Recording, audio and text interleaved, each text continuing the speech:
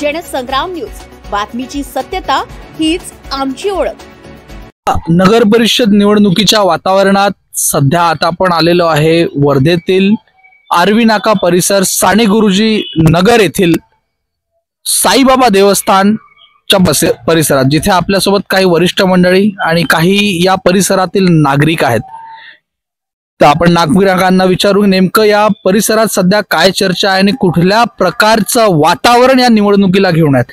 काय वाटतं, काय निवडणुकीचे काही हालचाल सुरू झालेली आहे का? अजूनपर्यंत काही हालचाल झाली नाहीये। लोकांचे असे मत आहे का आम्ही उभं राहतो, तुम्ही उभं राहता, ते उभं राहता, सर्व उभं राहतात म्हणतात, पण अजून काही पक्क झालेलं नाही। कोणाची सीट आहे, कोणाची नाही, काँग्रेसतर्फे कोण आहे, बीजेपी तर्फे कोण आहे, राष्ट्रवादीतर्फे कोण आहे, अजून काही कोणाकडे पक्क झालेलं नाही। जुने चेहरे कोण होते, कोण नगरसेवक होता गोदरचे? जुने होते देवडेबाई आणि गोपी, पण आता लोकांचं असं म्हणणं आहे का नवीन चेहऱ्याला, तरुण पिढीला चान्स द्यावा। गोपी त्रिवेदी आणि देवडेबाई, पण गोपी त्रिवेदी हे सुद्धा तर युवाच आहे। तर आहे ना युवा, ते कामं करतात ना भरपूर। नाही, त्याचे कामं चांगले आहेत, गोपीची कामं खूप छान आहे, तो खूप चांगला माणूस आहे आणि त्यानं कामही खूप चांगले केले वार्डासाठी। गोपी यांचे कामं चांगले आहेत, पण मात्र देवडेबाईंच्या जागी काहीतरी नवीन चेहरा यावा अशी तुमची अपेक्षा आहे। कुठल्या प्रकारच्या काही समस्या अजून तुमच्या परिसरात प्रलंबित आहेत का? काय वाटतं काका आपल्याला? ते काय पाणी प्राधिकरण जे आहे ते 5-5 न 6-6 दिवसांना नळ सोडते, मग लोकांनी काय करायचं? पाण्याचा कर तर घेता नगर परिषद, मग हो पाणी सोडत नाही ना बरोबर। तो 6-6 दिवस पाणी पुरते का लोकांकडे?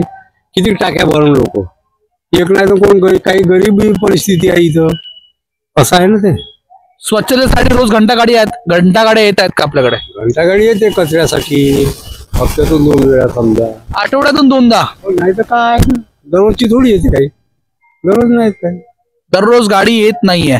या व्यतिरिक्त काका अजून काही समस्या आहेत ज्याच्यामध्ये आपल्याला असं काही गोष्टी निदर्शनास आल्या आहेत ज्याच्यात लोकांना त्रास आहे, पण त्याच्याकडे प्रशासन असेल किंवा आतापर्यंत जे पूर्ववत नगरसेवक असतील किंवा बाकी जे प्रशासनाद्वारे काही दुर्लक्ष झालं, असा काही समस्या आहेत का? समस्या भरपूर आहे। साफसफाई बद्दल इथं कर्मचारी नाही आहे, 2-2 महिने नाली काढल्या जात नाही, साफसफाई नाही इथं। जे पहिले 3-3 राहायचे कर्मचारी, एकही कर्मचारी नाही, आणि ते लोक कर्मचारी त्यांना बोललो आपण तर ते आपल्यावर जोर काढते ठेकेदारी पद्धत असल्यामुळे।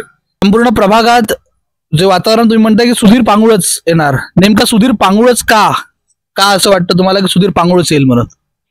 सुधीर पांगुळे हे सर्वसाधारण असल्यामुळे आम जनतेमध्ये प्रचलित असून त्यांचे आजपर्यंतच्या कामाचा विकास जर पाहता सर्व ते परिचित आहे। परिचित असल्यामुळे नगराध्यक्ष पदासाठी सर्वांची इच्छा अशी आहे की त्यांनाच निवडून द्यायला पाहिजे। पण ते निवडून दिल्यानंतर सुद्धा आता ज्या प्रकारे अगोदर पण नगराध्यक्ष होते ते सुद्धा निवडून आल्यानंतर जनप्रतिनिधींची हालचाल वेगळी होऊन जाते। तर त्यानंतर तुम्हाला असं वाटतं का सुधीर पांगुळ पण हे एकदा जर निवडून आले आणि ते जर गायब झाले तर? नाही, अजूनपर्यंत असं वाटत नाही, सध्या तरी नाही वाटत, पुढचं कोणी सांगू शकत नाही ना। म्हणजे याचा अर्थ तुम्हाला सुधीर पांगुळ यांच्यावर विश्वास आहे की ते काहीतरी बेटर करतील? हो, असा अंदाज आहे। नक्कीच वर्ध्यात नगराध्यक्ष पदासाठी थेट हे जे आहे चयन प्रक्रिया होणार आहे, तर नेमकं काय वाटतं नगराध्यक्ष पदासाठी उमेदवार कोण आहे जो की निवडून येऊ शकता आपल्याला वाटतं? नगराध्यक्ष पदासाठी खरोखर पांगुळ व्यवस्थित आहे, त्यांचा संपर्क जोरदार आहे आणि समजदार माणूस आहे, खरोखर चांगला माणूस आहे। कोणी जनरेशन सांगन पांगुळ हे चांगले व्यक्ती आहे बाकी मेंबर पेक्षा। सुधीर पांगुळ पण सध्या जे आहे भारतीय जनता पार्टीच्या तर्फे पण काही लोकांची नावे चर्चेत आहेत, त्यांना हे पांगुळ डावलू शकतील का, हरवू शकेल का? हो बरोबर आहे, ते एवढे काही प्रसिद्धी नाही त्यांची, जे वार्ड मेंबर पर्यंत आहे प्रसिद्धी त्यांची। पांगुळे पूर्ण जिल्हा म्हणजे आपल्या शहरामध्ये प्रत्येक कोणत्यामध्ये त्यांना ओळखते आणि त्यांचा जनसंपर्क खूप चांगला आहे सगळ्या लोकांसोबत।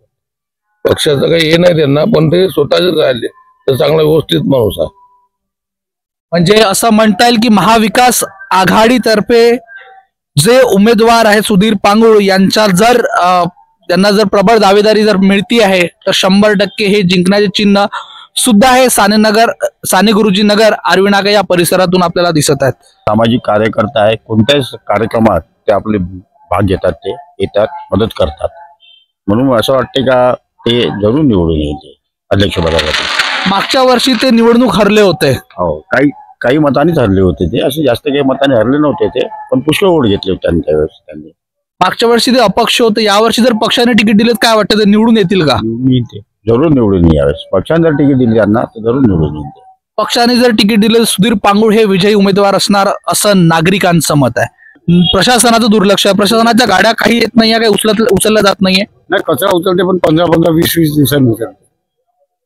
म्हणजे ज्या प्रकारे आपण इथं बघतायत की प्रशासनाच्या दुर्लक्षामुळे जनतेचं आरोग्य हे धोक्यात येण्याची शक्यता ही आपल्याला नाकारता येत नाही. नमस्कार वर्धेकर, आज आवाज वर्धेकरांच्या टप्प्यातील 3रा दिवस आणि आज आपण आलेलो आहे वर्धेच्या प्रभाग क्रमांक 3 येथील परिसरात, जिथे आपण आहे छत्रपती संभाजी महाराज उद्यानासमोर. इथे काही वरिष्ठ मंडळी आपल्याला बघायला मिळत आहे, ते बसलेले आहेत. नेमका वातावरण किती तापलेलं आहे की अजूनही थंडीच्या गुस्त्यात आहे हे आपण बघणार आहोत. काय वाटतं, येणारी वर्धेची नगर परिषद निवडणूक आहे कशा प्रकारे सुरू आहे?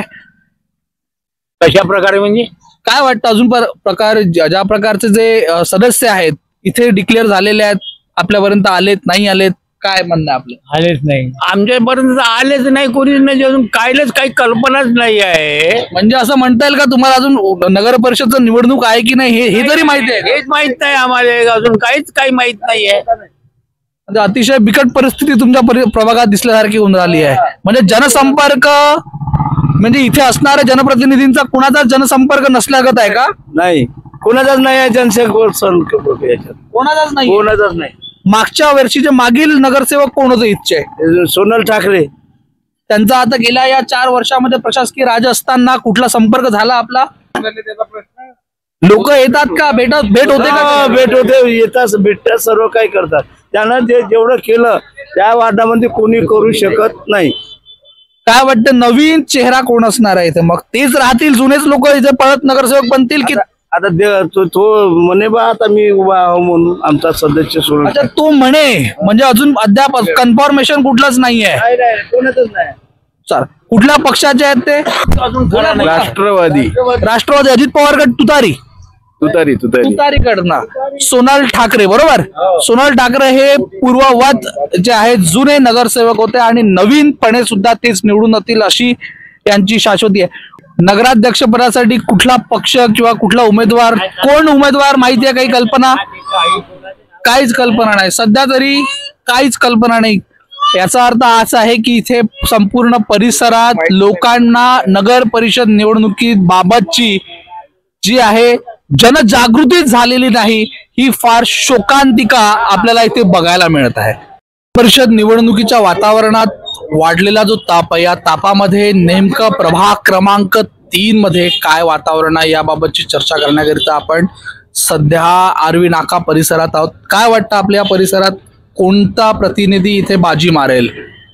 गोपी त्रिवेदी. गोपी त्रिवेदी कुठल्या पक्षाचे? बीजेपी. बीजेपी मारेल का? इथे विपक्ष कमजोर आहे की कामं नाही झाले, संपर्क नाही, काय नेमकं कारण काय? कामावर तर रेग्युलर झाल्या, घंटा गाडी वगैरे रोज, म्हणजे बिलकुल 5 वर्षांचे काही त्रासच नाही आहे. साफसफाई ते सर्व होत आहे पद्धतशीर. साफसफाई वगैरे सगळ्या गोष्टी व्यवस्थित होत आहे. नेमकं ह्या सगळ्या याच्यात काय वाटतं, नगराध्यक्ष पदासाठी कोणते संभाव्य उमेदवार आहेत आणि कोण निवडून येण्याची शक्यता आहे? संभाव्य उमेदवार म्हणून निलेश किटे ला तिकीट मिळेल असं वाटते आणि ते निवडूनही येतील. निलेश किटे येतील, पण संपूर्ण परिसरामध्ये, पूर्ण शहरामध्ये जसं आम्ही बघतोय की महाविकास आघाडीचे जे उमेदवार आहे सुधीर पांगुळ, हा सुद्धा एक चांगला चेहरा बनतोय. तर निलेश किटे त्यांना प्रभावी उमेदवार राहतील का?